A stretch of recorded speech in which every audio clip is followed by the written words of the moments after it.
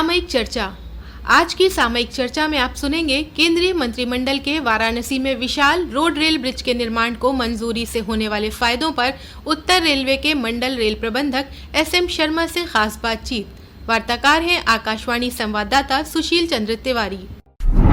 केंद्रीय मंत्रिमंडल ने उत्तर प्रदेश के वाराणसी में एक बड़े प्रोजेक्ट को मंजूरी दी है, जिससे न केवल सड़क यातायात बेहतर होगा बल्कि रेलवे को बहुत बड़ा इससे फायदा होगा। ट्रेनों के आवागमन में किस तरीके से ये यात्रियों के लिए फायदेमंद होगा और रेलवे में किस तरीके से इसका असर होगा, इस पर बात करने के लिए लखनऊ मंडल के मंडल रेल प्रबंधक SM शर्मा जी हमारे साथ हैं। सर, आकाशवाणी समाचार लखनऊ के कार्यक्रम में आपका बहुत बहुत स्वागत है। धन्यवाद। ये लगभग 2,500 करोड़ से ऊपर का प्रोजेक्ट है, एक बड़ा प्रोजेक्ट है। किस तरीके से आप देखते हैं कि रेलवे को इसमें क्या फायदा होगा और उसके चलते आम लोगों को किस तरीके से सहूलियत होगी? अभी जो हमारा मालवीय ब्रिज है, ये भी एक रेल कम रोड ब्रिज है, बट करीब 137 साल पुराना है। और जो हमारा ये लाइन है जो नॉर्थ से ईस्ट को ज्वाइन कर रही है गंगा पुल के ऊपर से, इसमें ऑलरेडी 163% लाइन कैपेसिटी पे हम लोग काम कर रहे हैं, तो गाड़ियां चलाना बहुत मुश्किल रहता है। इसीलिए ये एक सौभाग्य है यूपी का कि हमारे माननीय प्रधानमंत्री जी ने ये नए पुल जो है उसको सैंक्शन किया है। ये कोई 2642 करोड़ का है और ये 150 साल के हिसाब से जितना ट्रैफिक आएगा उसके हिसाब से इसको डिजाइन किया गया है। तो ऊपर में 6 लेन की हाईवे चलेगी और नीचे 4 लाइनें। अभी जो हम देखें जो मालवीय पुल है उसमें नीचे 2 ही लाइनें चलती हैं, सो इससे अब 4 हो जाने पे जो कैपेसिटी है मोर देन डबल हो जाएगी। तो जितनी भी गाड़ियां हम चला रहे हैं उससे कहीं ज्यादा हम चला पाएंगे और ईस्ट और नॉर्थ को हम इस गंगा पुल के थ्रू कनेक्ट कर पाएंगे। जो ब्रिज है वो इतना बड़ा होगा कि इसकी जो फाउंडेशन है करीब 120 फुट रिवर बेड के नीचे जाएगी, जो कि एक करीब 3 स्टोरी बिल्डिंग के बराबर होती है। इसकी लोकेशन वहीं पुराने ब्रिज के पास ही है, करीब 50 मीटर राइट हैंड साइड पे होगी जहां नमो घाट है वहां पे, और 1 किलोमीटर से ज्यादा लंबा होगा और 4 साल से ज्यादा लगेंगे। अब आप फायदे और जानना चाहें तो मैं ये कहूंगा कि इसको 4 साल जो लगेंगे तो करीब 10 लाख मैन डेज की एम्प्लॉयमेंट ये जनरेट करेगा यूपी के लिए, तथा जितना भी हमारी सप्लाई चेन है उसको स्ट्रीमलाइन करेगा और इससे जो इकोनॉमिक ग्रोथ है, जो ट्रैफिक आना है मालगाड़ी का या सवारी गाड़ियों का,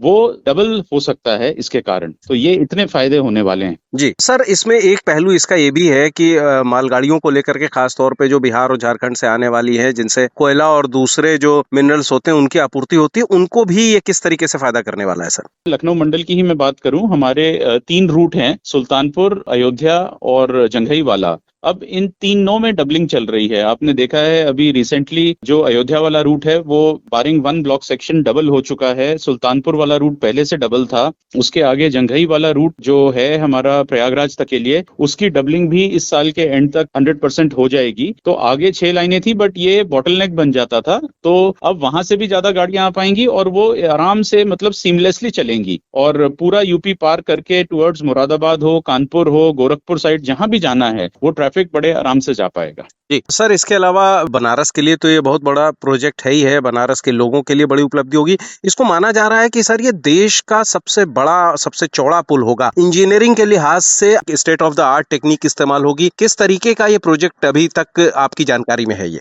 आपने एकदम सही कहा, ये one of the biggest bridge होगा ट्रांसपोर्ट कैपेसिटी के माध्यम में अगर आप देखना चाहें, और 2642 करोड़ बहुत ज्यादा होता है। और मेरे को तो ये लगता है कि जो काशी है उसके लैंडस्केप को ये डिफाइन करेगा। जो इसकी आर्चेस बनेंगी ये पूरे लैंडस्केप को डिफाइन करेंगी और ये एकदम एक मॉन्यूमेंट की तरह वहां पे चमकेगा और बनारस के लोग इसको याद रखेंगे। नमो घाट के साथ ही रहेगा तो बहुत अच्छा लगेगा। बिल्कुल। और इंजीनियरिंग के तौर पे हम लोग रेल इंजीनियरिंग में देखते हैं कि ब्रिटिश पीरियड के बहुत सारे पुल हैं जो लगातार इतने सालों से चल रहे हैं, और आपने बताया कि 150 साल तक इसकी लगभग कैपेसिटी को ध्यान में रख के किया गया। सर, एक चीज और जानना चाहेंगे, आने वाले दिनों में कुछ ही महीने अब रह गए हैं, महाकुंभ एक बड़ा आयोजन उत्तर प्रदेश में हो रहा है, दुनिया भर से लोग आते हैं। रेलवे इसको लेकर के किस तरीके की तैयारियां कर रहा है? इस बार करीब 30 करोड़ प्लस आदमी एक्सपेक्टेड हैं वहाँ कुंभ के लिए। और रेलवे की अगर हम बात करें तो 3 हमारे जोन हैं, north central railway, north eastern और नॉर्दर्न। हम तीनों लोग मिलकर करीब 9 स्टेशन हैं जहां से जो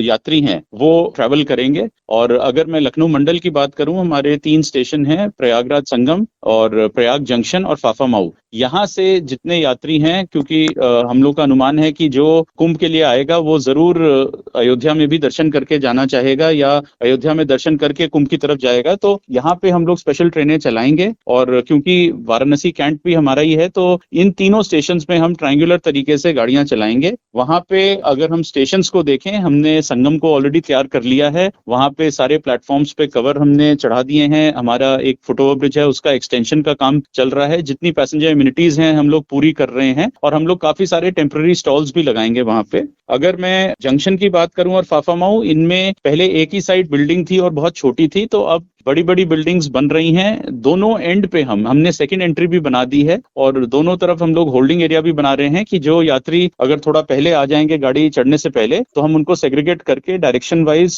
होल्डिंग एरिया में उनको थोड़ी देर रोक सकते हैं, बिकॉज प्लेटफॉर्म पे सारी भीड़ हम ले नहीं पाएंगे एक साथ। तो इसीलिए उनको होल्डिंग एरिया में रखेंगे। वहां पे हम उनके लिए जो भी जन सुविधाएं हैं, चाहे टॉयलेट्स हों, चाहे खान पान का स्टॉल्स हों, जितनी भी इम्यूनिटी फिटिंग्स हैं, जैसे ट्रेन के बारे में उनको पता होना चाहिए, may I help you booth, medical booth, वो सारे हम लोग लगा रहे हैं। तो इस तरीके से हम लोग डेवलप कर रहे हैं, और हमें स्टेट गवर्नमेंट का बहुत सपोर्ट मिल रहा है। उनके साथ मिलके उनके जो भी एक्सटर्नल मूवमेंट प्लान्स हैं, उनके साथ ही हम लोग अपने स्टेशन पे भी जो इंटरनल मूवमेंट प्लान्स हैं उनको मैच कर रहे हैं, ताकि जो यात्री हैं उनको किसी भी प्रकार की असुविधा ना हो। जी सर, आपके जो क्षेत्र है, मंडल है, उसमें 3 महत्वपूर्ण स्टेशन, या कहा जाए कि सांस्कृतिक और धार्मिक दृष्टि से जो 3 महत्वपूर्ण क्षेत्र हैं, अयोध्या, बनारस और प्रयागराज, तीनों आते हैं। इसमें हम आपसे ये भी जानना चाहेंगे कि जो पैसेंजर एमिनिटीज है, लखनऊ को भी जोड़ते हुए, क्या किस तरीके की नई चीजें पैसेंजर्स के लिए, नई सुविधाएं कुछ आने वाले दिनों में मिल सकती हैं लोगों को, जिनकी तैयारी चल रही है? मैंने कुंभ के जो 3 स्टेशन है उनका तो बताया। अब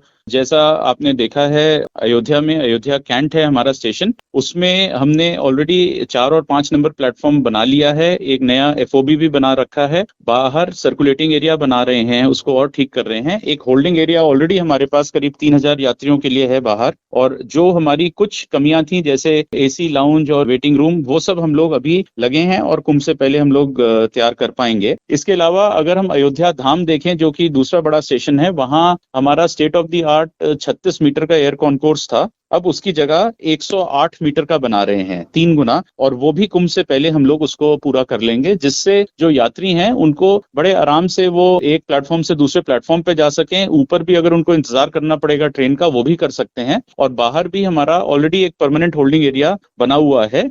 प्लस एक पुरानी बिल्डिंग होती थी हमारी अयोध्या धाम स्टेशन की, और उसको अब तोड़ के वो पूरा सर्कुलेटिंग एरिया बन रहा है, और वो भी हमारा टारगेट है कि 15 दिसंबर तक हम पूरा करेंगे, ताकि यात्रियों को वहां पे रुकने के लिए काफी सुविधा रहे, वहां पे टिकटिंग भी उनको आराम से हो सके।